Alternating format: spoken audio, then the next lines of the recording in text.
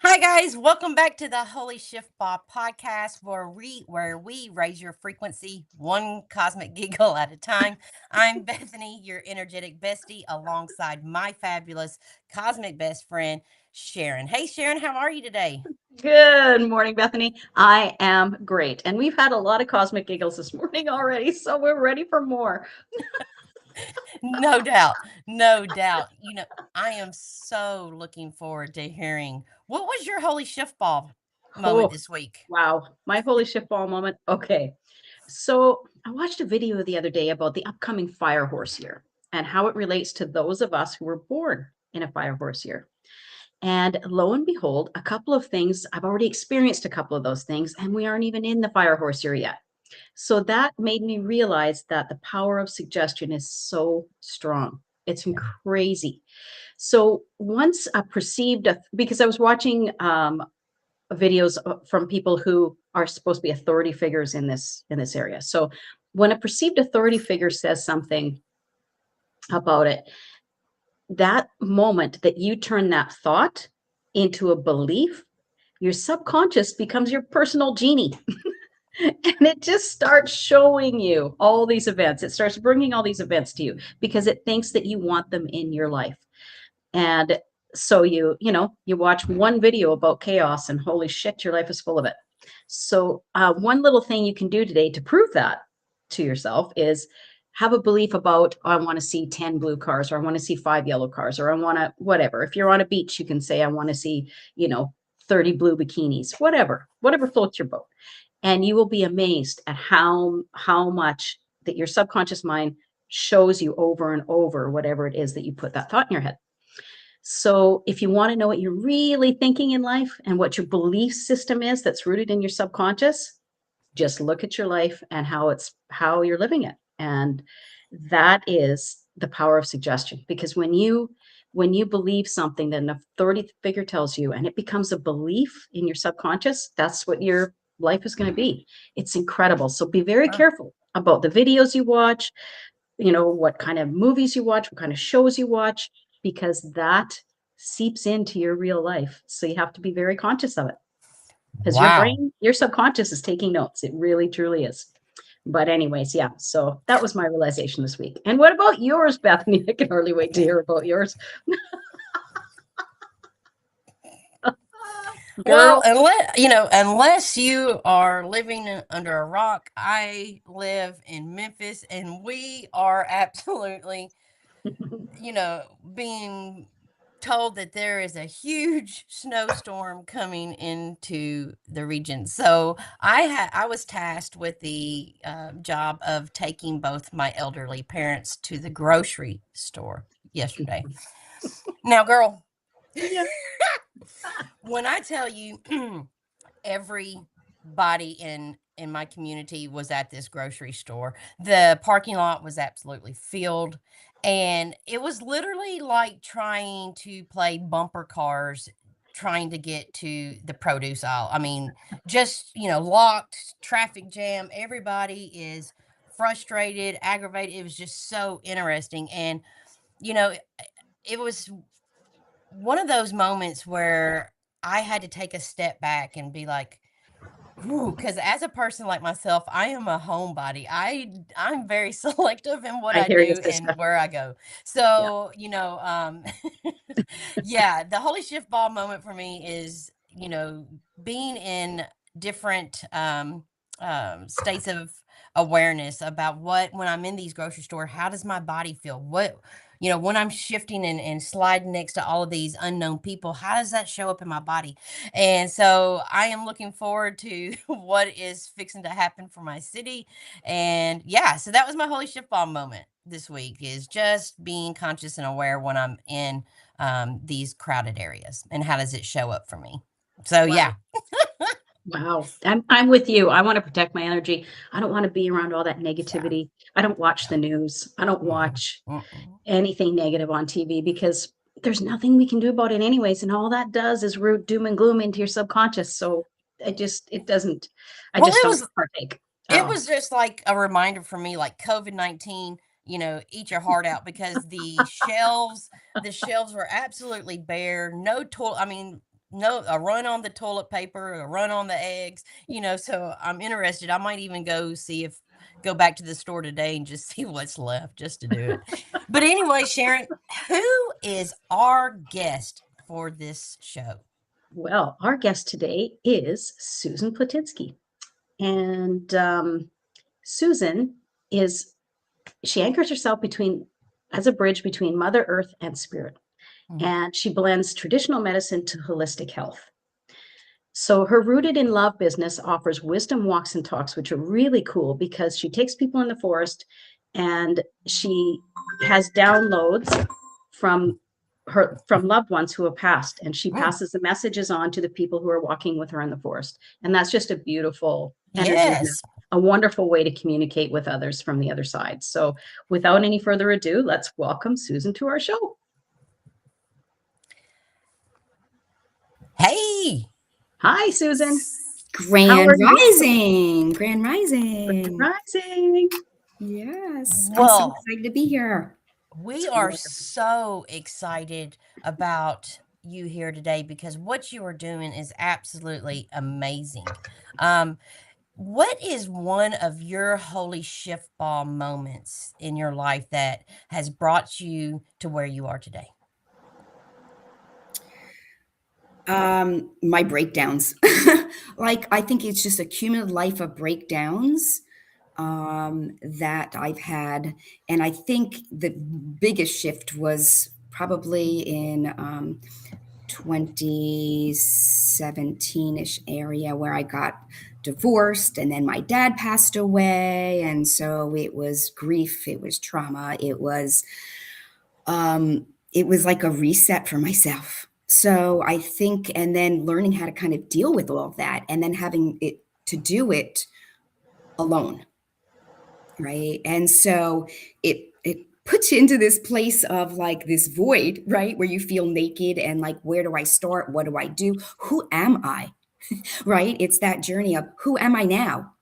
I know who I was, but who am I now? So I Yeah. think that kind of started. And then you kind of just try to figure out, where do I go from here? Yeah. Yeah. What was the first moment in your life where nature stopped being scenery and became a teacher for you?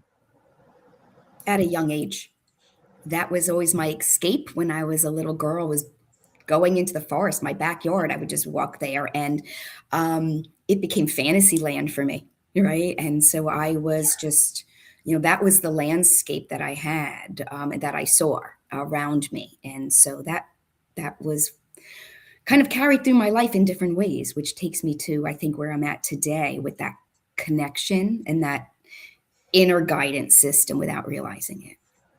Yeah. Beautiful. Wow. So I Wow. call it the inner guidance system. Because you're listening to your inner goddess. Right. Yes. Sharon, do you have what I find so interesting is when I go out into the forest, because that was one of my biggest healing modalities after Mhm. my son's passing, is that I was able to step out into what I call the circles because, when you're in your home, you're in a box, in a car, it's in a box. So I step out into the circles where the trees. And, when I was out there, I was able to really connect and just sit and allow and view and see. And what I found was when I got in front of water something magical began to take place. What are some of your, some of the things that you do on your spirit walks and talks? Talk to us a little bit about that. Oh, sure. Thanks, Bethany. Yeah, as part of Root and Love's ecosystem, which really was just seeds that were planted to me, and spirit just kind of guided, and the wisdom walks and talks evolved to this pyramid mountain that is, a town over from me. And there's a pyramid rock, and it's just, you feel the energetics, and there's water there. And so I started to just kind of hear it and feel it commune and talk with me. And then, the spirits, and, I see things, right? So this led me to be that conduit to take not only myself, for them showing me, like spirit showed me, right? From my shamanic Reiki background training, my shamanic teacher taught me, right? Like, and not always around, but forget to look down, right? And that's Mother Earth, the ground, our womb. And so I would just be looking around, and I always, since I was a little girl, saw hearts everywhere. Always saw hearts, draw hearts, saw hearts. And so the woods were always showing me hearts. And I recently took someone to a place in Pennsylvania, and I made it a game because we went and followed a fairy trail. And I so connect with them. And this fairy trail all of a sudden started showing us a heart, like in the trees, which is typical to see. But then all of a sudden it was like we were seeing it in a rock, a heart. And then I go, wow, wouldn't it be really cool if we see it in the leaves? And not even a second later, there were patches of leaves shaped like hearts. Wait, what?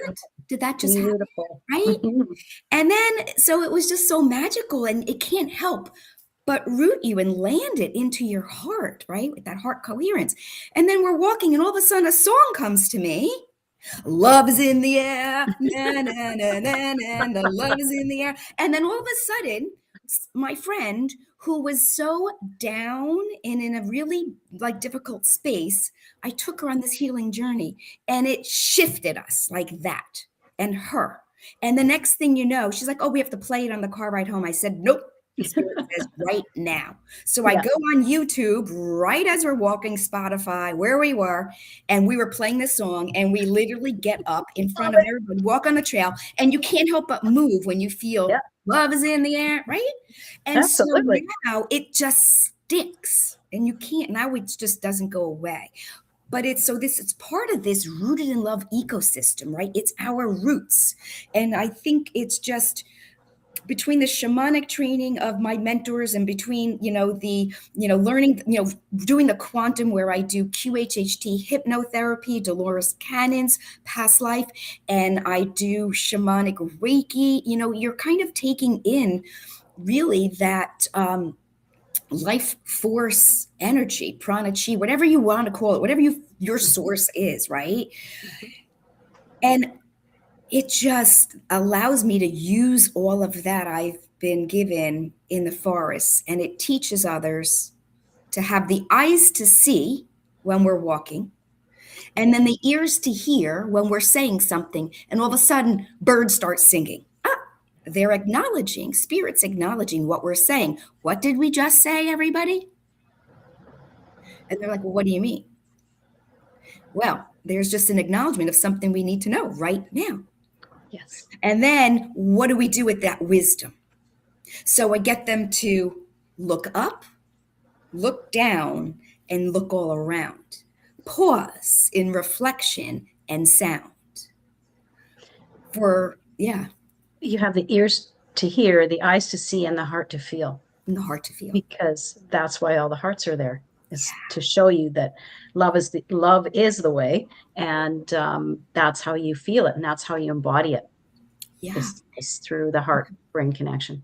And so that, I think, is really the purpose that I feel is how this evolved into this ecosystem, is really about shining my light of truth, right? And then having it be rooted in love, because love is always the answer and the way, which is kind of like what's in my tagline with my logo, right? The roots are in the heart, but love is the way, which then created my other parts. Oh, thank you for sharing that. Created the parts of my most recent being becoming an ordained minister. And I got shown this beautiful, really heart coherent ceremony and ministry that's going to evolve, that's evolving from here too. And love is the root, heart is the way. Marrying partners in coherence, and these base ceremonies guiding them to the brain and the heart, right? And so before their vows, it's spoken into their heart and nervous system, right? Because that's really important in every aspect. I can't imagine how nervous they're up there. We don't think about that part, right? We're just sitting there saying, oh, they look so beautiful. Yeah, exactly. They look so Right? happy. Yeah. Yeah. And so this coherence before is it's going to be now then their vows are going to be spoken into each other's hearts and anchored in. And the power of the word, and we can talk about the power of the word, the power we talk to healing water, right? That's a whole nother conversation.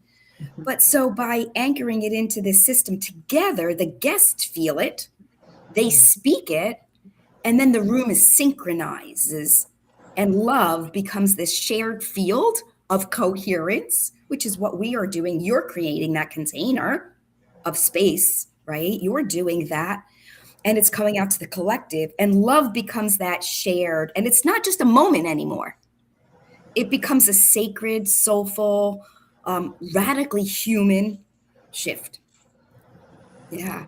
Yeah.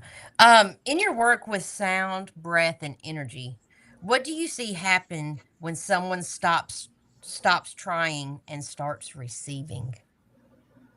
Surrender and trust. Mm, yes. You're truly surrendering, and you have to surrender in everything, because then it's left brain control. Right brain is heart, spirit.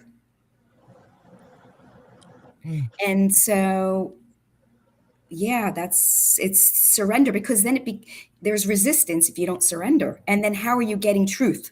How are you going to become the observer? How are you going to become discerning in what mm. fits right with you without giving your power away? And that's I think the whole thing to this game of life that we have to play. Would you say surrender opens you up and allows you to embody it and feel it? And feel it, no matter how painful it might be or joyful. And that's the integrative part in this, say, Wisdom's Walk and Talks, is really talking about that we tend to miss because people are afraid. It's that void, it's the darkness. And the only way we grow is when we're in and sitting in that darkness, that we can then see the light. Mhm. Yeah. Yes, because you can't see the light without the darkness. That's for sure. And that's so interesting because myself personally, that's where I have transformed the absolute most is through the darkness, through this, the heaviness, through that. That is where I have absolutely been able to flourish, coming through the other side of it. That's for sure. So Um, Bethany, how did you deal with that darkness then? Like, how did you feel? Like, how did you respond to that darkness? Because everybody can go to different places in darkness and even tumble even more. well, the thing about it is that there was no running from it.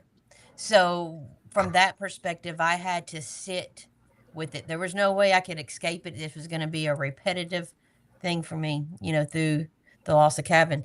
And so it was more about, for me, sitting with it, becoming almost regulated, because I knew there's nothing I could do that would mask it. So I started to just feel it, recognize it, and be okay with it.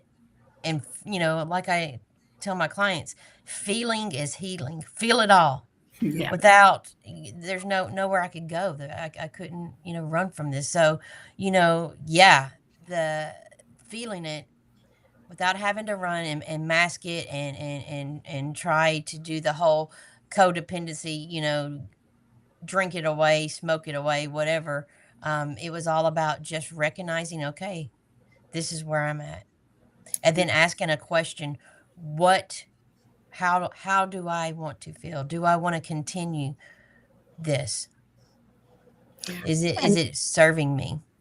That's the important thing about going to the darkness and feeling it and sitting with it, is with the mindset of healing it, embracing it and healing it, as opposed to building a house there and feeling sorry for yourself. It's not about self-pity. It's about self-healing. And Bethany is a beautiful example of that, because now she has an amazing relationship with her son who's passed over. He communicates with her on a regular basis, has a wonderful sense of humor, makes her laugh.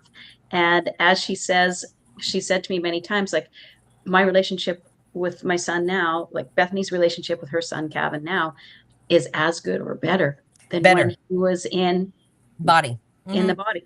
So And recognizing, for me, like recognizing that love never dies. No. It only transforms. And so, because love is energy. Yeah. And well, and everything on this realm, on this, 3D, everything is energy, frequency, and vibration. Every single thing. And so, yeah, Kevin has absolutely been my biggest teacher for sure. Yeah, and Susan, I'd like to talk about one of your biggest assets in your life, and Robbie, your dog. Is his name Robbie? Kobe. Kobe. Like Kobe Bryant. Kobe. Yes. I had it in my notes. Ron will appreciate that reference, Kobe Bryant. Yeah. If you want to wait 1 second, I can quickly grab him. He's 18 and blind and heart failure, and he's this pet therapy dog.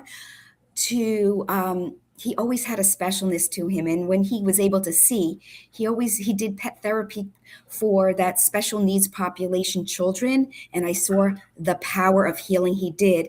Then he got blind and I didn't do anything, and then I got a call and I randomly, synchronicity of life, just last year, a few months ago, got guided to walk into this building that I used to be a bookstore, and I said, what is this? And I went in there, and literally, this is being divinely guided, which is, I surrendered to it and I follow it, and more and more comes. I walk in there and they said, oh yeah, we work with adults, inclusive adults, that, we have a full service facility. We're run by the state and we provide full services. And I go, oh, do you have a pet therapy? She's like, well, last week we had all the staff had to bring in their own because we don't have a pet therapy dog anymore. I said, well, you do now. Perfect. It's amazing. And then it's been ever since. So yeah, give me one moment and I'm going to grab him. Sure. Right on. Thanks for asking the question, Bethany. That's wonderful. Yes. This, and it's so interesting because as she goes and gets Kobe, one of my biggest healing modalities too was my dog Gigi. Yes. Oh, hi Kobe. Hi Kobe. He hears his name. How are you? Hey. How are you, beautiful? Hey, Kobe. Isn't he precious? Wow. He's beautiful. So, this is his favorite spot to be, like this. So no surprising that, like, all he needs to do is just, someone that, can't move, is in wheelchair bound and can't speak or necessarily see. And then this dog just sits there, and then, the energy, frequency, and vibration, right? All they need to do is just put it in their field and then, put it on their face and feel. He's hyperallergenic, so it's real hair, right? It's just a bundle of love in their lap. Like it's the joy, right? So I'm just so grateful he can still do this at 18, and he goes on hikes with me, right? Yes. So I call it my magic. I work with plant medicine of all different kinds. Anything from healing in the woods and doing Reiki, to sound, which I added in my plant workshop. And I also, have a line of Botany Scientifics where it's actually hemp, full spectrum endocannabinoids. So he gets pet hemp and Reiki daily. So Wow. it's pretty incredible. And I've been doing this for a couple years now. So Hence the Yeah. longevity. plant magic. I mean, it heals everything in this world. Seriously. Woohoo! That's one. Uh, Speaking That your is so. language. Kobe's a stoner. Kobe is a No, Ron. stoner. No, Love Ron. it. It's hemp, Ron. Oh, it's Oh, Hemp amazing. does not get you stoned. all No, right, not Susan, we this. we are going to play the game called Shit or Shift, where we toss out some scenarios and you tell us if it's a shift where it's expansive. Yes, I'm having it. Yes, run it. Or if it's shit and it's nope, it's time to let it go. It's a program. It's constrictive. It's restrictive. So are you ready? Ready. All right, Sharon, you want to go with your Let's first question, Oh, girl? sure. Okay. Okay, Susan, returning to plant, animal, and sound medicine, is that sacred ancestral wisdom or proof that healing worked better before Big Pharma took over? It's healing in every aspect, but it's always been there. So no matter, I'm going to say both because it's always been there. We just forget. Yes, We just exactly. forget. No, All And right. I really believe it. pharma uses plant medicine as their base anyway. Mm. They put it in all the meds anyway, is the plant. Oh. Hmm. Yes, know it that. just gets altered with chemicals and they put other things in it. Yes, Ah. that's where it becomes unhealthy. All right. If nature already regulates the nervous system and restores coherence, why are so many people still trying to heal inside four walls instead of listening to the forest?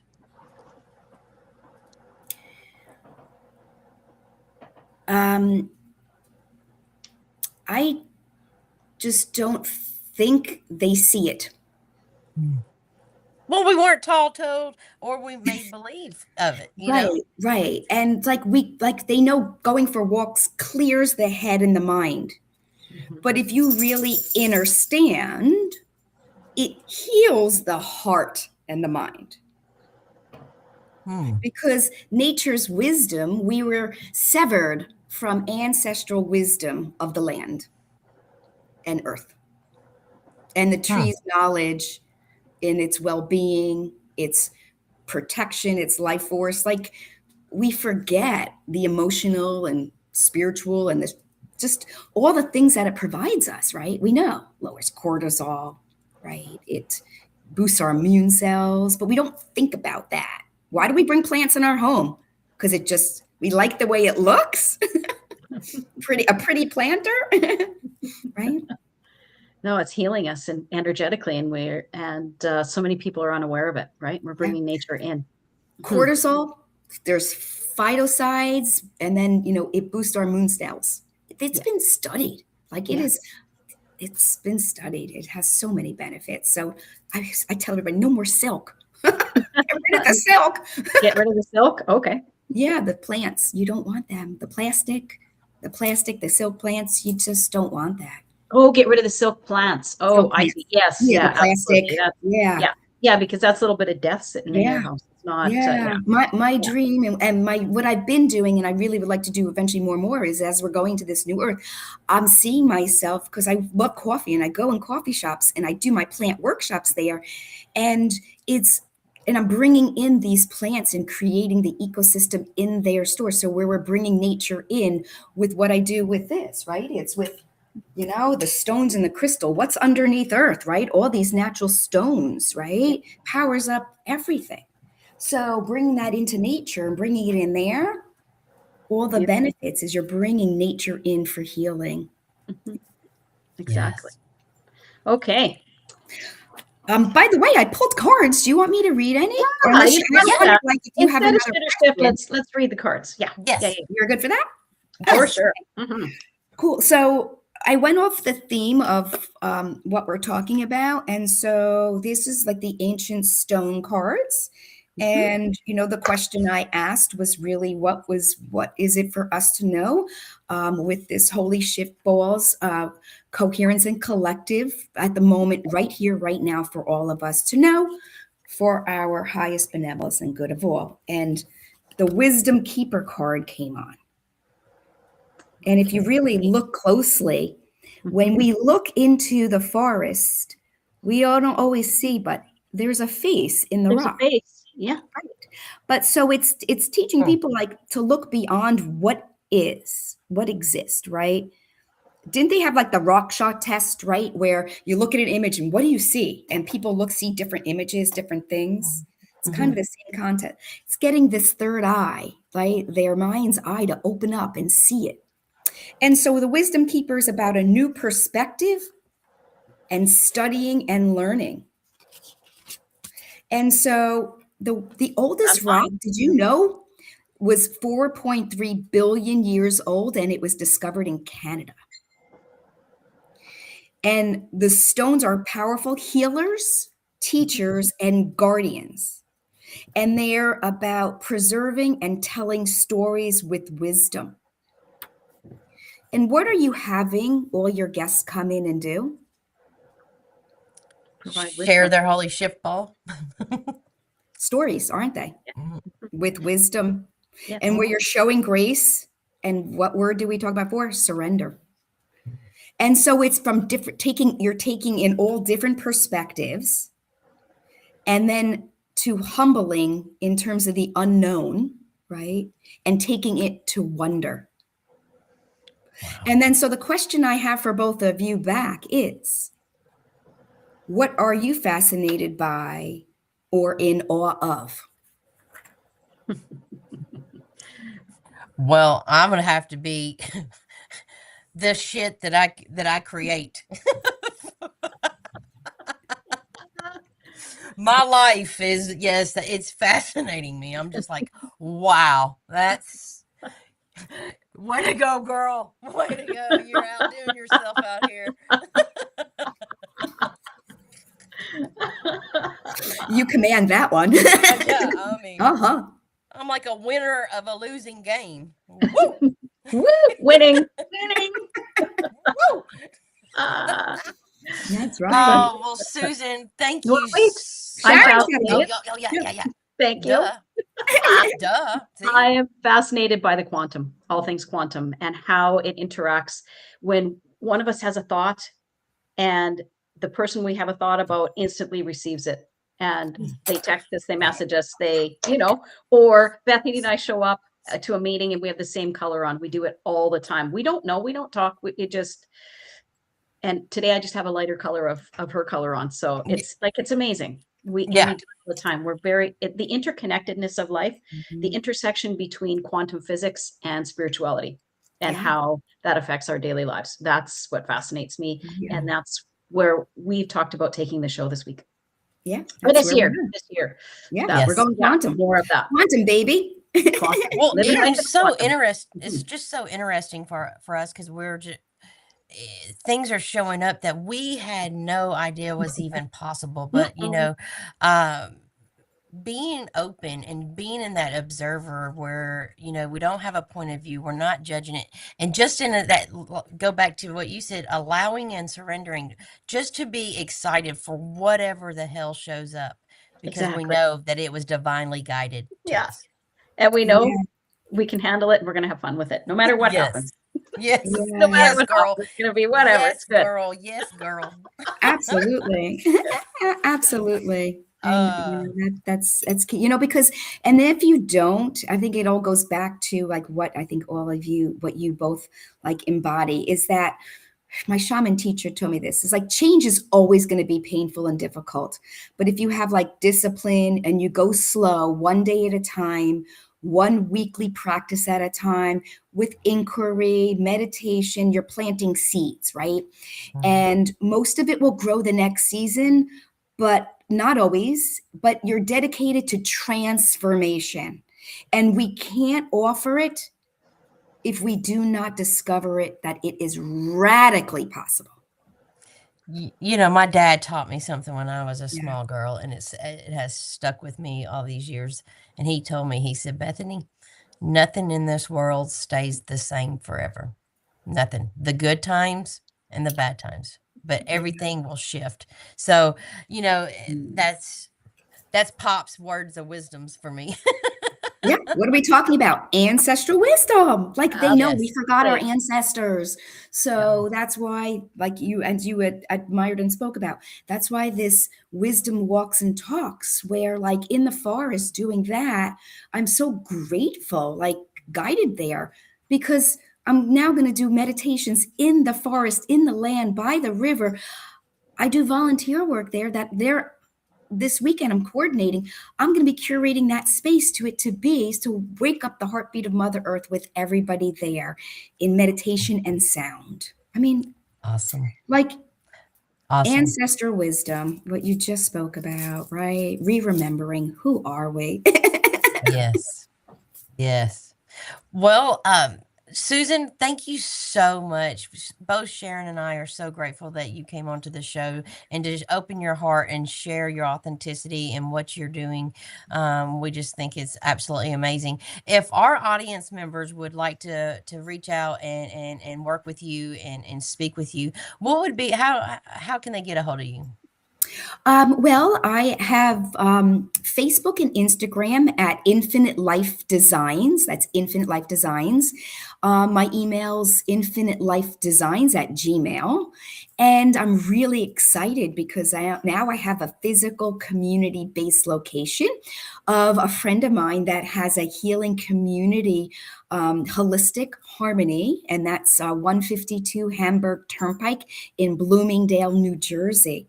And so it's a holistic wellness center and really going to build community there and community healing Fridays and just make it more in person so we could hug and have hearts together.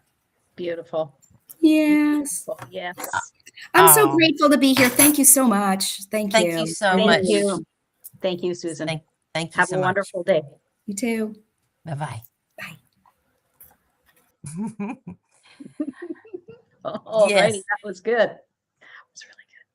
Yes. Yes, Sharon. I enjoyed that. Something about forced, it's just getting outside, not being restricted, just being able to get into the flow state, right?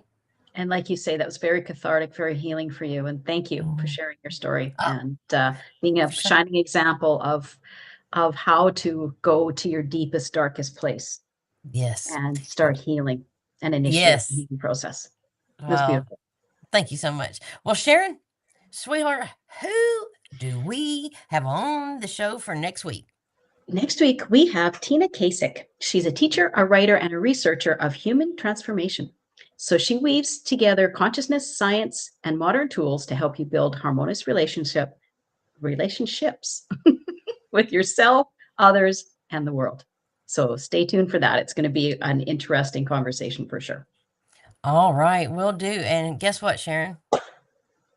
What? When life kicks you in the balls, be sure to tune in to your Holy Shiftball podcast. Where we help you turn that shit into a shift. All right, Have see a you next wonderful week. Thursday. Toot-toot. Bye-bye.